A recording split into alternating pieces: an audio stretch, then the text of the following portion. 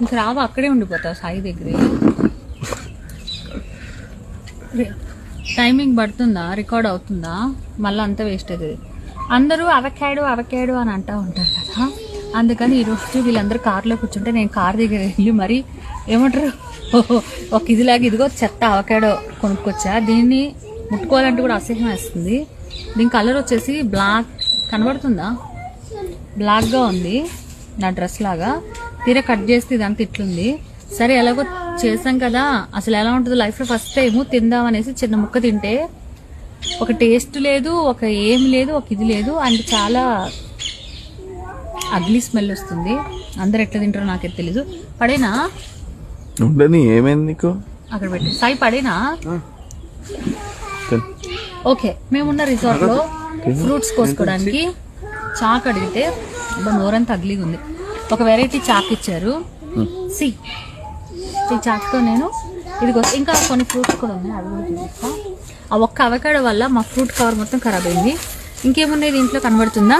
2 oranges, 1 red Apple, 1 green Apple, ఒక dragon fruit.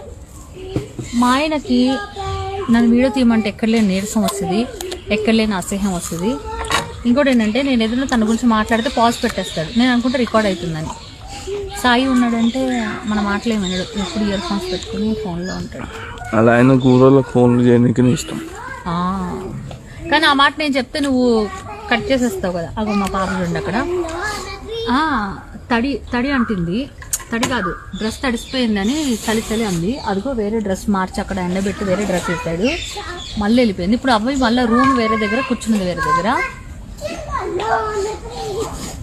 అదే Christmas అయిపోయిందిరా, ఇప్పుడు పాడుతున్నావు. లే వాళ్ళ అది కదా అది. అయితే పాప సాల్ట్ ఏం చేస్తుందో తెలుసా? నేను చెప్పా.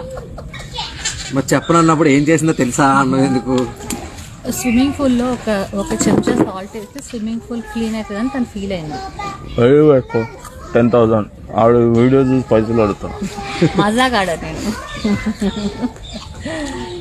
డ్రాగన్ ఫ్రూట్ అయితే చాలాసార్లు తిన్నాము, టేస్ట్ మంచిగా ఉంటుంది. చూడండి